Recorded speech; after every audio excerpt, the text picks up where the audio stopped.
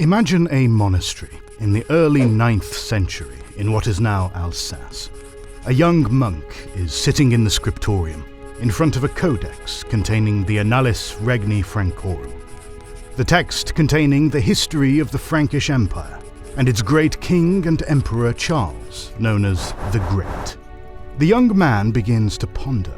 He turns to his elderly friar, who is bathing in the sunlight on a chair. "Sir, has our Lord, King Charlemagne, ever suffered defeat?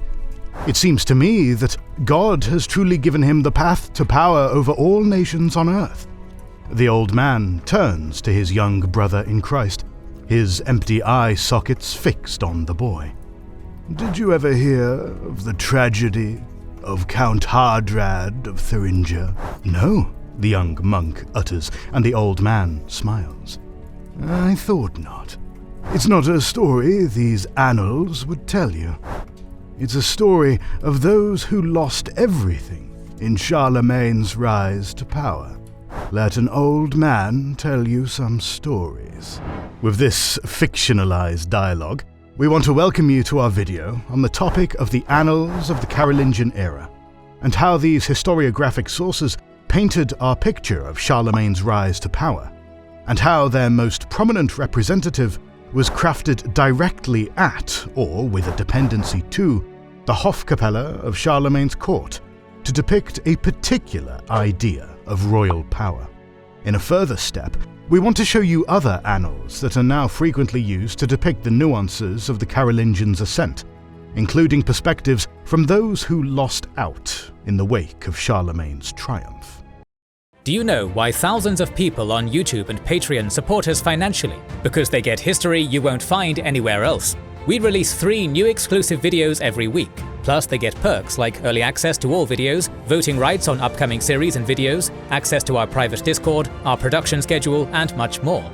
Right now, 250 exclusive episodes are waiting for members and patrons, including from our series on the Eastern Front of World War II, Spanish War of Succession, the Punic Wars, the Pacific War, the Iberian Reconquista, the Russian Revolution and Civil War, the North African and Italian campaigns of World War II, Sicilian Wars between the Greeks and Carthaginians, and many others.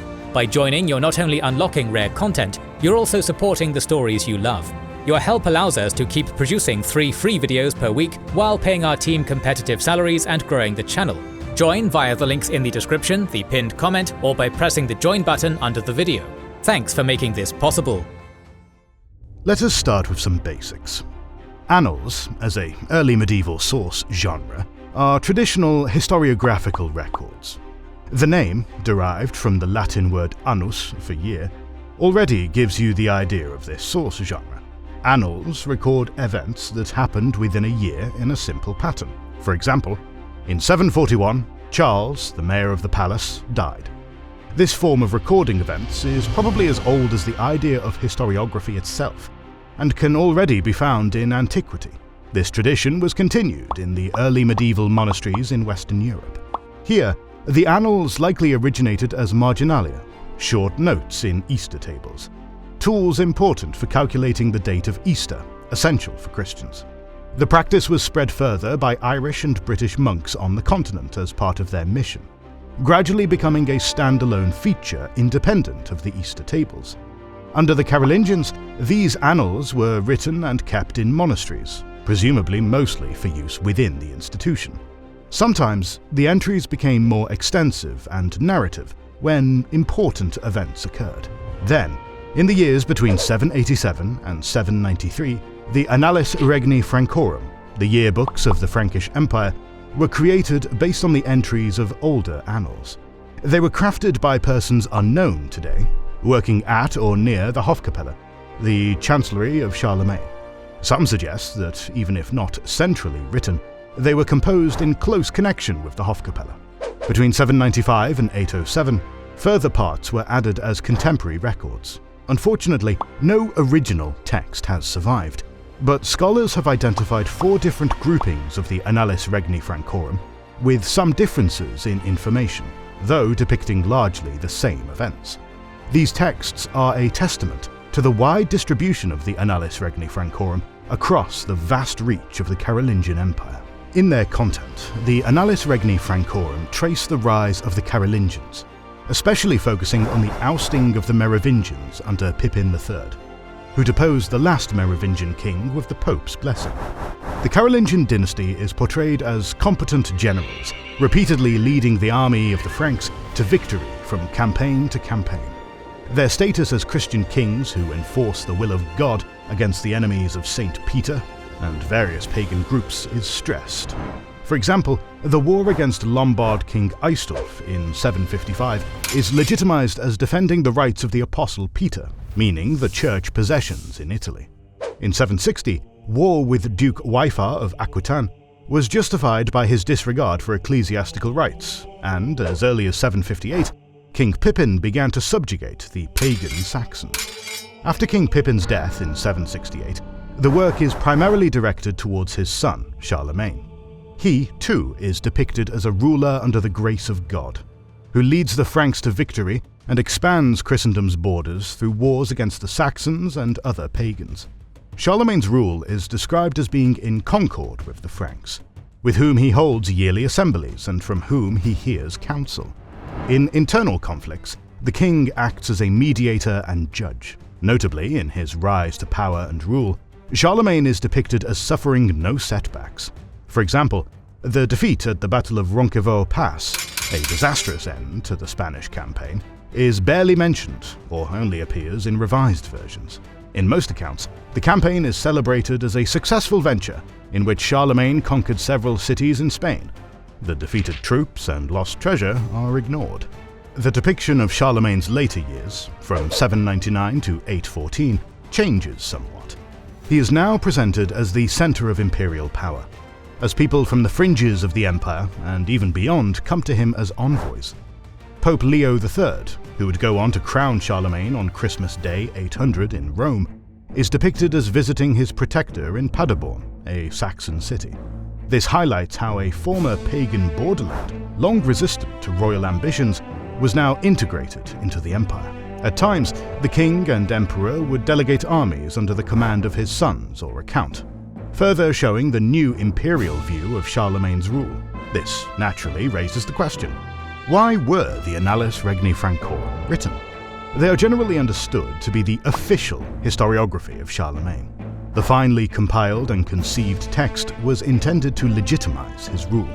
All in all, we can describe the story as depicted in the Annales Regni Francorum as the story of the Carolingians, as the dynasty wanted it to be distributed, as they wanted to be viewed by their contemporaries, to legitimize the rule of their head, Charles the Great. To put it bluntly, it is propaganda from the Frankish imperial seat of power, overshadowing regional centers and aiming to shape its legacy. That said, there are voices peeking beneath this narrative of unbroken success, the so-called Minor Annals. Most of these emerged in monasteries within the Frankish Empire and had a more local context. Some monasteries produced independent annals, but it has also been suggested that the burst of annals writing was in some way officially encouraged. Some texts based themselves on versions of the Annales Regni Francorum, yet included other material gleaned from texts or oral tradition. To highlight the differences between the official story and that found in the Minor Annals, let's focus on two key examples: the Annales Petaviani and the Annales Nazariani. Both generally follow the Carolingian success story, but contribute nuances, and occasionally entire stories that allow the losers of Charlemagne's rise to have their say. The Annales Petaviani were written by at least 771 and up to 811, either as yearly records or in a longer batch relying on various sources. The unknown author lived in a monastery in northern or central France, and is believed to have travelled or sent a representative to the court and royal assemblies each year. Its most famous entry is from 747. In the same year, King Charlemagne was born. This piece of information, preserved only here, is central to the ongoing debate about Charlemagne's birth.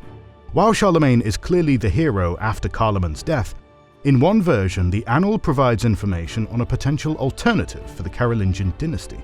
Carloman's birth in 751 and the birth of his son Pippin in 770.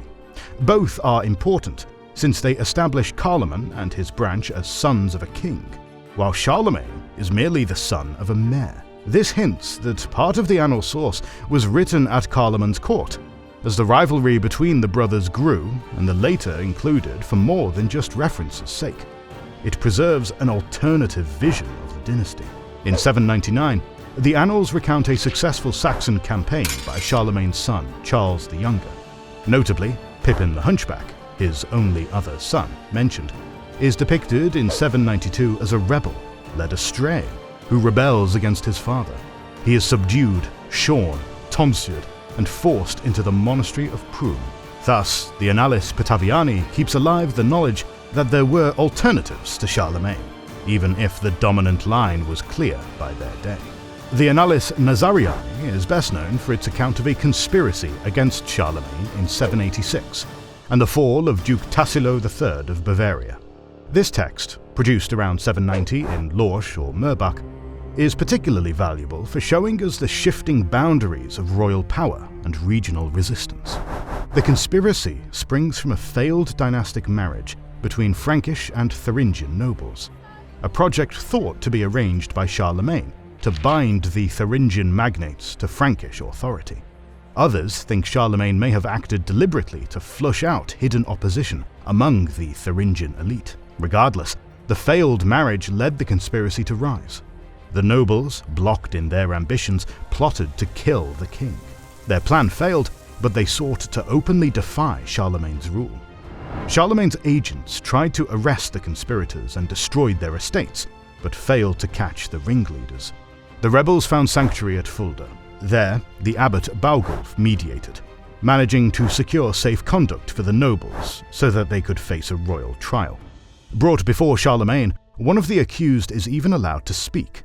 "If my colleagues and comrades had thought it good to agree with me, it would have been known that you would never have crossed the Rhine alive afterwards." Despite this, Charlemagne first shows mercy, banishing the leaders to monasteries and making them swear loyalty on relics. This picture of royal clemency is sharply contrasted. Some die on their journey, and the survivors are later blinded and sent into exile, their property confiscated. Blinding as a punishment was unusual, and may have been seen as a merciful alternative to execution, at least for contemporaries. The Annales Nazariani seems to come from within the circles of Thuringian opposition. For once, the voices that lost see the light of history. Local resentment, regional power, and political complexity, all trembling under the immense shadow of imperial order.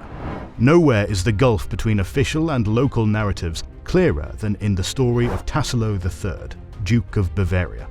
The Annales Regni Francorum presents a long story. Tassilo's woes begin decades before, with oaths to Pippin III and his desertion of the Frankish army in 763. By 787, Charlemagne acts as judge and defender of proper order, summoning papal support and 3 armies into Bavaria. With his own men deserting, Tassilo is forced to submit. At Ingelheim in 788, a great assembly comprised of Franks, Bavarians, Lombards, and Saxons judge him guilty. Bavaria is absorbed into the empire, and Tassilo's punishment serves as a warning to all. Yet the account in the Annales Nazariani is more ambiguous and more sympathetic to Bavarian legitimacy.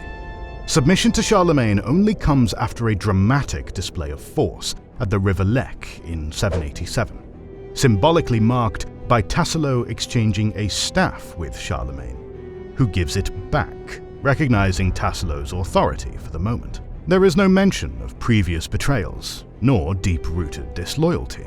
Only a year later, at the assembly in Ingelheim, does Tassilo's fate change. He and his family, summoned and separated from their power base, find themselves helpless as the ducal insignia and treasury are seized. Tassilo is forced to confess to dealings with the Avars. He and his sons are tonsured and exiled to monasteries. Notably, the degradation is conducted in private, a gesture of residual respect. Many historians believe this account is based on the testimony of a Bavarian source, or at least someone close to the ducal household. Here, the loss of Bavaria is not simply a triumph of legitimate authority over treason, but rather the successful application of overwhelming power. Bavarian rule endures until the mechanisms of empire render it void, a reminder that the landscape of power was never as uncontested as royal annals claimed. What do these stories teach us about the use of memory and propaganda in the Carolingian Empire? If anything, the Carolingians understood that history was as much about shaping the present and future as it was about recording the past. The official annals did not just justify Charlemagne. They created a record for later rulers to draw upon, mythologizing kingship as divinely sanctioned and unbroken by defeat. For Charlemagne's successors, facing an empire that was fragmenting and rebellious, the steady precedent and apparent unity were invaluable tools. Even so, dissent persisted. Local annalists recorded slights, humiliations, and alternative royal lines. Minor Annals inscribed the memory of conquered houses, lost autonomy, or even just the faint echo of resistance. Monks in monasteries were acutely aware of their precarious position, participants in the transmission of official legitimacy, but also guardians of local interests and, at times, reluctant witnesses to royal overreach. The Annales Regni Francorum projected a tale in which defeat vanished and unification was self-evident. Minor Annals resisted the monolith, keeping alive the knowledge that empires are rarely as unified as they hope to appear. The process by which these annals were updated, recopied, and transmitted provides even more complexity. Monastic scriptoria operated as both archives and publishing houses. Annals might be recopied for a neighbor, adapted to local events, or revised in later decades to suit new politics. Modern scholars work to untangle the web of versions and traditions, reconstructing lost relationships and stemmers of transmission. Because annals could be retroactively extended or quietly edited, the line between original account and later memory is often blurred. Understanding the Carolingian era requires reading across sources, comparing the official and minor annals, weighing silences and insertions, and supplementing with charters, letters, and saintly lives to flesh out the lived experience. Only with such comparison can we see the annals as crafted mirrors, not simple, clear glass. The Frankish Annals, especially the Annales Regni Francorum, are pillars of early medieval historiography, but they are also carefully constructed, designed to affirm Carolingian legitimacy and sanctify the past. This official record gives us a world where memory was a political act. Defeats could be omitted, victories celebrated, doubts smoothed away, all to teach future generations not just what had happened, but what rulers wished to be remembered. The Minor Annals and the testimonies of the vanquished remind us of a more complicated history, one where resistance is remembered, rival kings persist in memory, and the ghosts of lost dynasties linger. To fully appreciate Charlemagne's empire and its propaganda, we must learn to read between the lines, listening for the voices nearly lost beneath the monastic ink. In the silent margins between triumph and loss lies the tangled legacy of empire, one written as much in the forgotten abbeys and whispered accounts as in the courtly scriptoria of kings. We will talk more about the Franks and Charlemagne in the coming weeks and months, so make sure you're subscribed and have pressed the bell button. Please consider liking, subscribing, commenting, and sharing. It helps immensely. Our patrons and YouTube members can watch more than 200 exclusive videos. Join their ranks via the link in the description or by pressing the join button under the video. To watch these weekly videos, learn about our schedule, get early access to our videos, access our private Discord, and much more. This is the Kings and Generals channel, and we will catch you on the next one.